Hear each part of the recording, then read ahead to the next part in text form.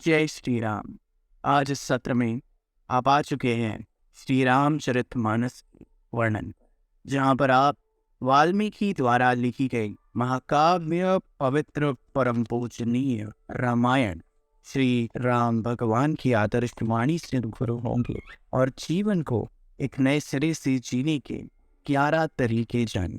तो चलिए सभी एक साथ मिलकर श्री पुरुषोत्तम राम भगवान के आदर्शों को सीखने की ओर अग्रसर होते हैं। रामायण से प्रथम सीख, यूनिटी इन डाइवर्सिटी, विविधता में एकता। ये सबसे बड़ा रामायण पाठ है। जब प्रभु श्री राम लंका पर मार्च कर रहे थे, तब सभी प्रकार के लोग उनकी सेना में थे। हर कोई मौजूद था, मनुष्यों से लेकर जानवरों और पक्षियों तक। युद्ध के दौरान सभी ने प्रभु श्री राम का समर्थन किया। इसके अलावा राजा दशरथ की 4 बेटी थी और उन सभी के चरित्र अलग थे, लेकिन फिर भी उनमें एकजुटता थी। और यही वह बात है जो हर परिवार को दुख के समय से बाहर निकलने में मदद करती है। प्रभु श्री राम के सभी भाइयों में प्रेम था। इस तरह के प्यार में लालच, गुस्सा या विश्वासघात के लिए बहुत कम जगह थी। लक्ष्मण 14 साल तक अपने बड़े भाई प्रभु श्री राम के साथ निर्वासन में रहे। दूसरी ओर भरत ने अपने बड़े भाई के लिए सिंहासन पर बैठने का मौका ठुकरा दिया और सदैव उनकी पादुकाओं को सिंहासन पर विराजमान कर प्रजा की सेवा की। भाईचारे के प्यार का ये प्रथम पाठ हमें लालच और सांसारिक सुखों के बजाय रिश्तों को महत्व देने के लिए प्रेरित करता है। हमारा भारत देश विविधता में एकता का सबसे बड़ा उदाहरण। Unity in diversity. कहीं उत्तर में पहाड़ों की ठंड तो वहीं दक्षिण में समुद्र की उमस, पश्चिम में थार का रेगिस्तान तो वहीं पूर्व में बंगाल की खाड़ी। न जाने कितनी भाषाएं, न जाने जीवन जीने के कितने रंग रूप, कितनी सांप्रदायिकता और कितने खान पान के तरीके। हमारा हिंदुस्तान अनगिनत विविधताओं का घर है। धर्म, जुबान, खान पान, पहनावा, सब कुछ अलग होते हुए भी हम समान हैं। हम एक नाम और एक कर्म से अपने आप को पहचान देते हैं और वो पहचान है भारतीय। ये खूबसूरत है, विविधता में एकता का परम उदाहरण है। बने रहिए हमारे साथ पवित्र रामायण से। दूसरी सीख जानने के लिए, जो कहती है कि बुराई पर अच्छाई की जीत हमेशा होती है।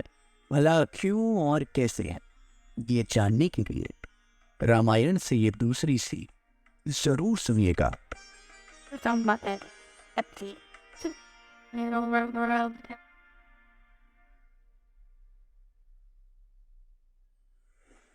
रामायण से दूसरी सीख, the victory of good over evil, बुराई पर अच्छाई की जीत।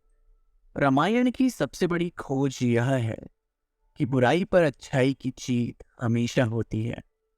जिस तरह से रावण ने मां सीता पर बुरी नजर डाली और अंत में भगवान राम ने रावण को हराया और मां सीता को वापस पा लिया।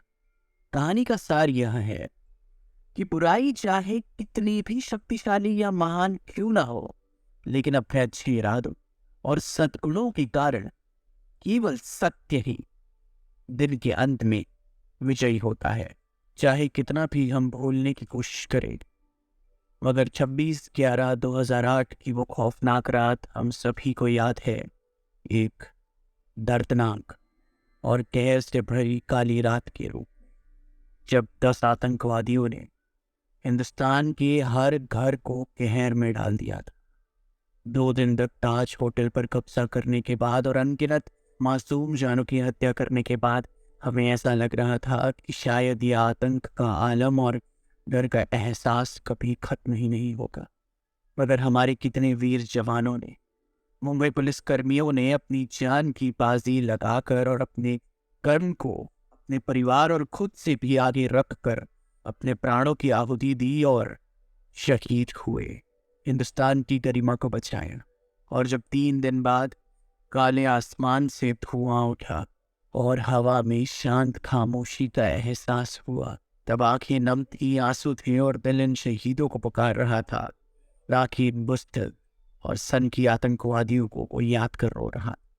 इसीलिए बुराई कितनी भी बड़ी और कितनी भी महान क्यों न दिखे, मगर अच्छाई के सामने बड़ी छोटी होती है और जीत अंत में केवल अच्छाई की ही होती है। बने रहिए हमारे साथ पवित्र रामायण से तीसरी सीख जानने के लिए, जो कहती है कि सच्ची भक्ति और समर्पण ही सब कुछ है। भला क्यों और कैसे, ये जानने के लिए आने वाले इस तीसरे अंश को जरूर सुनिएगा।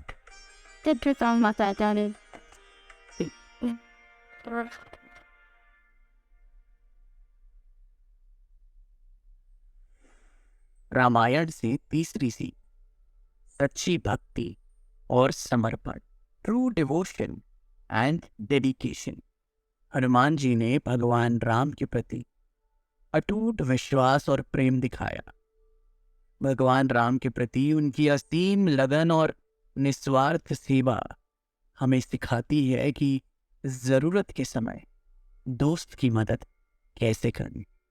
यह बताता है कि हमें अपनी पूजा के चरणों में बिना किसी संदेह के खुद को आत्मसमर्पण करना चाहिए। जब हम उस सर्वव्यापी ईश्वर के चरणों में आत्मसमर्पण करते हैं तो हमें निर्वाण या मोक्ष प्राप्त होता है और जन्म और मृत्यु से छुटकारा मिलता है। प्रभात फिल्म्स भारत की बहुत पुरानी प्रोडक्शन हाउस कंपनी जो पिक्चरें बनाया करती थी, ये पुणे में स्थित थी। उस जमाने में तकरीबन 1940 और 50 के दशक में दो नौजवान लड़कों का वहां पर एक दूसरे से मिलने का संयोग बना। हुआ कुछ ये था कि धोबी ने इन दोनों की कमीज की अदला बदली कर दी थी, तो अपनी अपनी कमीज ढूंढने के बहाने ये दो युवक मिल गए। दोनों भी कलाकार ही थे। एक थे अभिनेता देवानंद और दूसरे लेखक निर्देशक और हिंदुस्तानी फिल्म इंडस्ट्री की विरासत का सबसे बड़ा नगीना गुरुदत्त। इन दोनों की यह मुलाकात वक्त के साथ साथ बहुत गहरी दोस्ती में बदल गई और तब जाकर इन दोनों ने एक दूसरे से एक वादा किया। जिस किसी का भी सिक्का फिल्म इंडस्ट्री में चलता है तो वो दोस्त दूसरे दोस्त को काम देगा और अपने साथ आगे बढ़ाएगा। जब देवानंद बहुत बड़े सुपरस्टार बन गए तो उन्होंने अपनी इस वादे को भूला नहीं और गुरुदत्त को अपने प्रोडक्शन हाउस, अपने बैनर नवकेतन फिल्म से निर्देशन करने का मौका दिया। पिक्चर का नाम था बाजी और सही मायने में बाजी लगा चुके थे देवानंद अपने दोस्त के नाम पर दोस्ती के एक वादे को पूरा करते हुए। और 1951 में बनकर फिल्म आई बाजी, जिसके डायरेक्टर थे गुरुदत्त। अगर देवानंद साहब अपने इस वादे को नहीं निभाते और अपने दोस्त की ज़रूरत के वक्त मदद नहीं करते तो आज हिंदुस्तानी फिल्म इंडस्ट्री को गुरुदत्त जैसा महान निर्देशक कभी नहीं। बात बड़ी सिंपल सी है कि दोस्त ने आत्मसमर्पण करते हुए दोस्ती का फर्ज निभाया। बने रहिए हमारे साथ पवित्र रामायण से चौथी सीख जानने के लिए, जो कहती है कि मनुष्य में बदले का भाव नहीं बल्कि क्षमा का भाव होना चाहिए। भला क्यों और कैसे है, ये जानने के लिए चौथे अंश को जरूर सुनिएगा।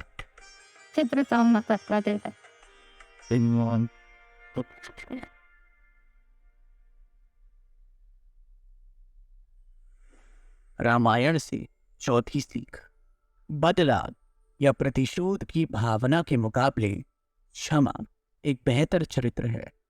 Forgiveness is a better character than revenge। Ravan एक विद्वान व्यक्ति था, लेकिन माँ सीता का अपहरण करने से उसका पतन हुआ। इससे पता चलता है कि हम दूसरों को नुकसान पहुंचाने के लिए बदले की आग में खुद को जला लेते हैं। रावण अपनी बहन शूर्पणखा के अपमान के बदले के बारे में सोचता है जो लक्ष्मण के हाथों हुआ था, और इसी सब में क्रोध, विश्वासघात और प्रतिशोध की अपनी वेब में उलझे हुए राम भगवान को भी सबक सिखाने की चेष्टा करता है। और बाकी का इतिहास तो सभी को पता ही है कि रावण का पतन स्वयं प्रभु श्री राम के हाथों हुआ। इसलिए हमें प्रतिशोध, अहंकार और क्रोध के बदले क्षमा का स्वभाव अपनाना चाहिए। कहा जाता है कि बदले की भावना किसी इंसान को कहीं भी नहीं ले जाती, और कोई इंसान जब किसी और की कब्र खोदने की तैयारी में लग जाता है तो बदले की भावना खुद उससे अनजाने में खुद उसकी ही कब्र भी खुदवाने लगती है। क्षमा का भाव आपके चरित्र को दिखलाता है और बदले का भाव आपके गुस्से को और आपकी नादानी को। उदाहरण काफी सिंपल सा है। हमारे ही पड़ोस में एक देश है, नाम नहीं लेना चाहूंगा, सभी जानते, न जाने कौन सी घड़ी का बदला लेते आ रहा है। हर बार घात पे घात, आघात, पीठ पीछे वार। लेकिन हम भी बड़े भाई की तरह हमेशा सही सबक देकर क्षमा का भाव व्यक्त रखते हैं, और इसीलिए हमारा चरित्र उनसे कहीं ऊंचा है, क्योंकि हमारा चरित्र क्षमा का है, ना कि बदले का। बने रहिए हमारे साथ पवित्र रामायण से 5वीं सीख जानने के लिए, जो कहती है कि ईश्वर की सच्ची सेवा ही सबसे बड़ा सुख है। भला क्यों और कैसे है, ये जानने के लिए इस 5वें अध्याय को जरूर सुनिएगा।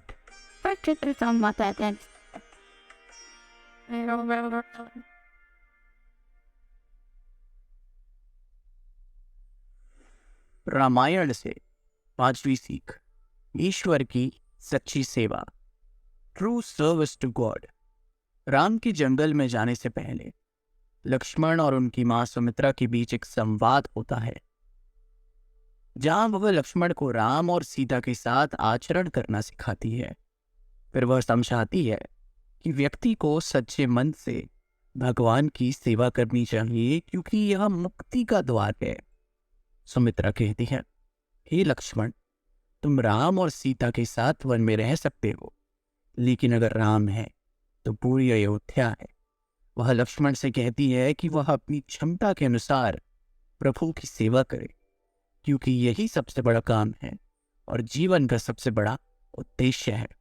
हम जीवन में जिस चीज को भी श्रद्धा और सेवा भाव से करने में विश्वास रखते हैं, वही हमारी पूजा है और वही हमारी अर्चना।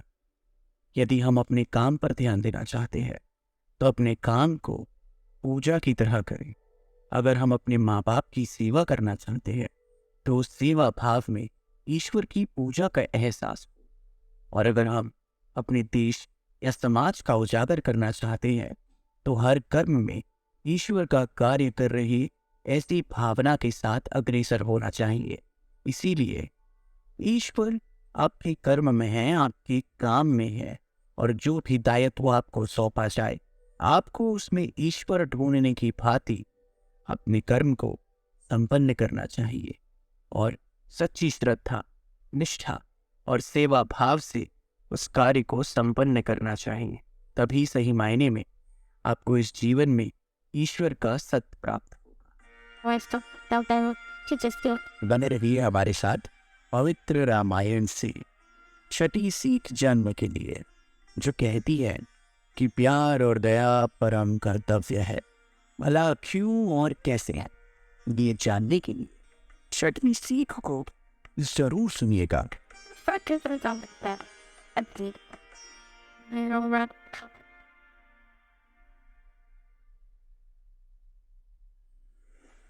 रामायण से 6ठी सीख, लव एंड काइंडनेस, प्यार और दया।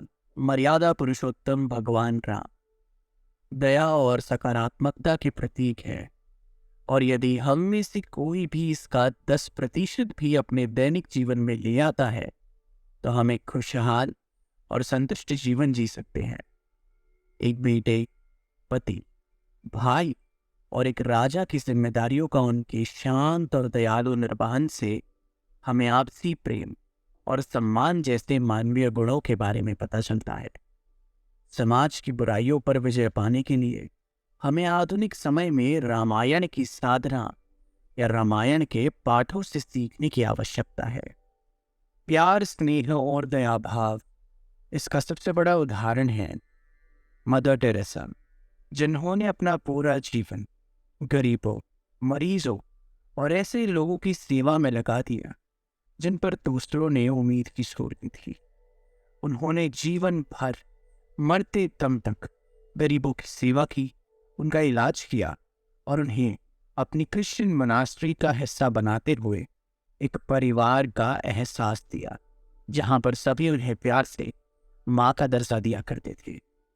प्यार, स्नेह और दया भाव का सबसे बड़ा उदाहरण मदर टेरेसा को वर्ल्ड लेवल पर नोबेल पीस प्राइज से भी सम्मानित किया गया। लेकिन ये सम्मान भी उनकी सेवा भाव के आगे कुछ नहीं। वो दूसरों के दर्द को महसूस कर सकती थी, वो दूसरों के दुख को समझ सकती थी, और इसीलिए उन्होंने अपना पूरा जीवन यीशु की आराधना में और गरीबों, मरीजों और जो दुख दर्द से भरे पड़े हैं उनकी सेवा में और उनके जीवन को बेहतर बनाने में लगा दिया। प्यार और स्नेह से बड़ा इस जीवन में कुछ भी नहीं। और यही है परिभाषा इंसानियत की, इंसान होने की।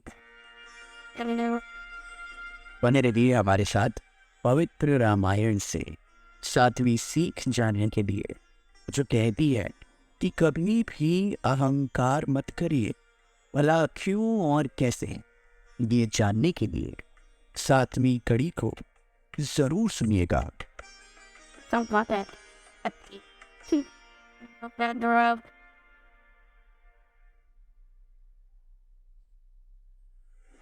रामायण से 7वीं सीख, बेफिजूल का अभिमान और अहंकार मत करिए। Never be arrogant. जब हनुमान जी माँ सीता की खबर के साथ सुरक्षित रूप से वापस आए तो सभी ने उनकी प्रशंसा की। हनुमान जी ने अपनी ताकत दिखाना चाहा और हो सकता है, लेकिन उन्होंने ऐसा नहीं किया और भगवान श्री राम के आशीर्वाद को अपना सारा श्रेय दिया। हनुमान जी इतने शक्तिशाली है, लेकिन उनमें अहंकार नाम की चीज कण मात्र भी नहीं है। वह अपने भगवान श्री राम के प्रति बहुत विनम्र और समर्पित है। इसके साथ एक मजबूत शरीर, उच्च मनोबल। भले ही कोई इंसान धन धान्य से भरा हो, विनम्रता हमेशा एक बहुत अच्छी गुणवत्ता है।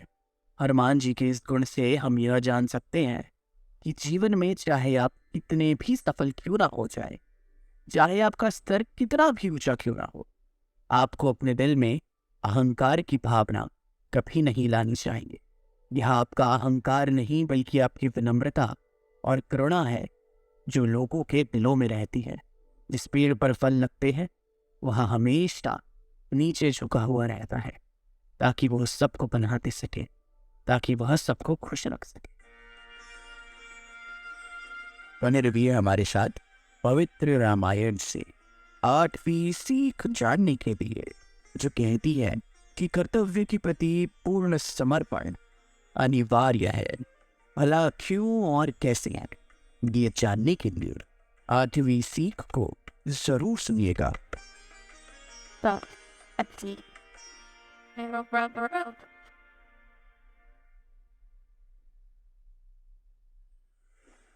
रामायण से 8वीं सीख, डिवोशन टू ड्यूटी, कर्तव्य के प्रति समर्पण। हनुमान जी को जो भी कार्य सौंपा गया था, उन्होंने उसे हर हाल में पूरा किया। उन्होंने अपने कर्तव्य को पूरा करने के लिए कभी भी नकारात्मक सोच का इस्तेमाल नहीं किया, जैसे मैं नहीं कर पाऊंगा, मैं समझ नहीं पा रहा हूं इसलिए नहीं कर पाऊंगा। जिस समय भूमि की लड़ाई में लक्ष्मण मूर्छित हो गए, उस समय हनुमान जी को संजीवनी बूटी लाने का काम सौंपा गया। हनुमान जी पूरे पर्वत को ले आए, क्योंकि वे संजीवनी बूटी को नहीं पहचानते थे।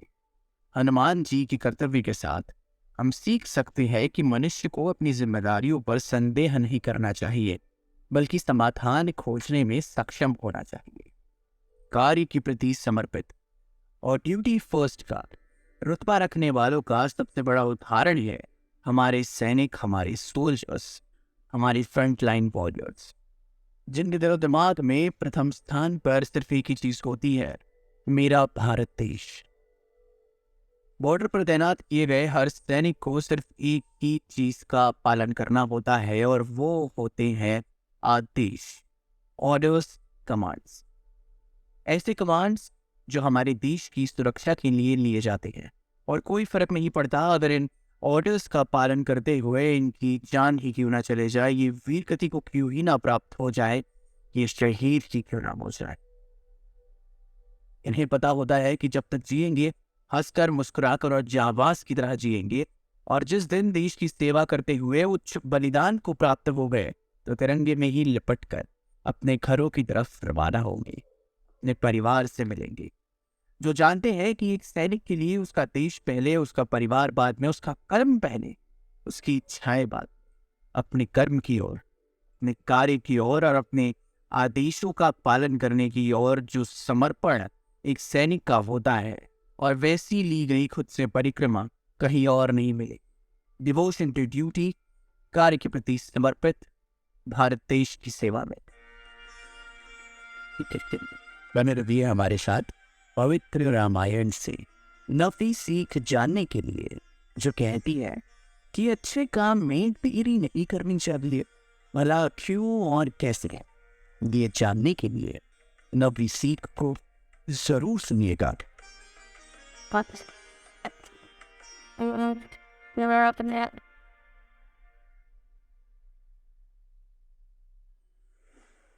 रामायण से नवी सीख। Hurry up for auspicious work and postpone bad things. शुभ कार्यों के लिए जल्दी करे और बुरी चीजों को स्थगित करे। पहली बात, रावण ने लक्ष्मण से कहा कि आपके जीवन में जो भी कार्य आपके लिए शुभ है, आपको उसे जल्द से जल्द करना चाहिए। इसी तरह से अशुभ कार्यों से हमेशा बचना चाहिए। ऐसा करने के बारे में सोचे भी नहीं। रावण ने अपने जीवन का उदाहरण देते हुए कहा, मैंने श्री राम को नहीं पहचाना और उनकी शरण में आने में बहुत देरी की। जो एक शुभ कार्य होता, मैं युद्ध करने की जल्दी में था। जो एक अशुभ कार्य था, अगर मैं इससे बचता तो आज मेरे परिवार को ऐसी हालात का सामना नहीं करना पड़ता। इसलिए हमेशा याद रखना कि आपको जल्द से जल्द शुभ कार्य करना चाहिए और अशुभ कार्यों से बचना चाहिए। बने रहिए हमारे साथ पवित्र रामायण से 10वीं सीख जानने के लिए, जो कहती है कि अपना रहस्य किसी से ना बताए, भला क्यों और कैसे। ये जानने के लिए 10वीं सीख को जरूर सुनिएगा।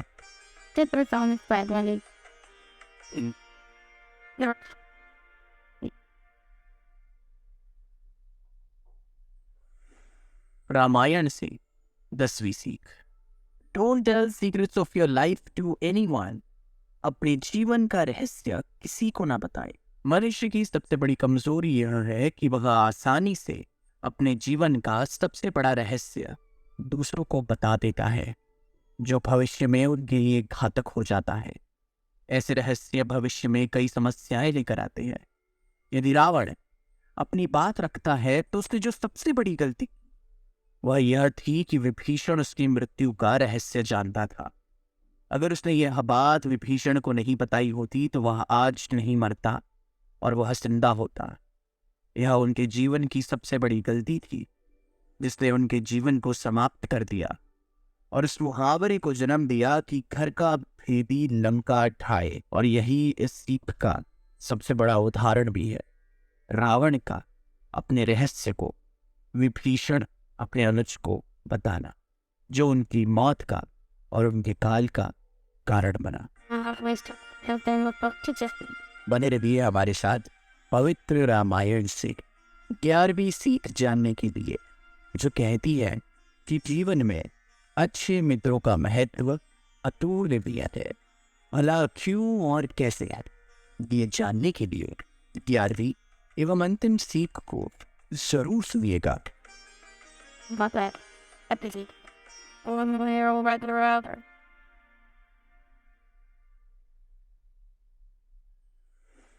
रामायण से 11वीं सीख। Importance of good friends. अच्छे मित्रों का महत्व। रामायण हमें अच्छी कंपनी के महत्व को बताती है। कैकेयी राम को अपने पुत्र से अधिक चाहती थी, लेकिन मंथरा की बुरी सोच और गलत बातों के कारण वह राम के लिए 14 साल का वनवास मांगती है। इसलिए हम सीखते हैं कि हमें अच्छी कंपनी, अच्छी संगति में रहना चाहिए ताकि नकारात्मकता हम पर हावी ना हो और हमें हमारे पथ से ना भटकाए। एक सच्चे दोस्त का होना बहुत जरूरी है। 100 नकली दोस्तियों पर भारी एक सच्ची दोस्ती। और उसका महत्व कुछ यूं है जो पूरे हिंदुस्तान ने जाना जब शोले नाम की एक पिक्चर में हमें दोस्ती के मायने समझ में आए और दोस्ती कितनी हंस मिजाज, खुशी से भरी और कितनी गहरी हो सकती है, ये हमने पहली बार समझा जब अमिताभ बच्चन के किरदार जय ने धर्मेंद्र के किरदार वीरू की जान बचाने के लिए अपनी जान कुर्बान कर दी। बड़ी से बड़ी कंपनियां जैसे एप्पल दोस्तों के द्वारा शुरू की गई थी, जहां पर स्टीव जॉब्स की मदद करने के लिए उनके सारे करीबी दोस्त उनके साथ आ गए और उनके सपने पर अपना भरोसा, अपनी हिम्मत और अपनी छाप छोड़ दी। माइक्रोसॉफ्ट भी दो दोस्तों के द्वारा शुरू की गई थी, जिससे बिल गेट्स की गुणवत्ता पर भरोसा था। दोस्ती इस दुनिया की सबसे खूबसूरत चीज है और अच्छे दोस्त मिलना जन्नत मिलने से बिल्कुल कम नहीं। अच्छे दोस्त आपको उठाकर आईना दिखाकर ये समझाते हैं कि आप कितने बेहतर हैं और आप कितने बेहतर हो सकते हैं। और नकली दोस्त, अगर आप भाग रहे हो तो ही आपके साथ दौड़ना चाहेंगे, लेकिन अगर आपकी रफ्तार धीमी हो रही होती है या आप लड़खड़ाने लगते हो तो आपका साथ छोड़कर चले जाएंगे या आपको बुरी आदतों से मिला देंगे। तो अपने दोस्त, अपनी दोस्ती और अपनी संगत बहुत ध्यान से सुनिए, क्योंकि ये दोस्ती ही है जो आपको फर्श से अर्श तक या अर्श से फर्श तक ले आएगी और आपके जीवन को या तो स्वर्ग या नरक बनाएगी।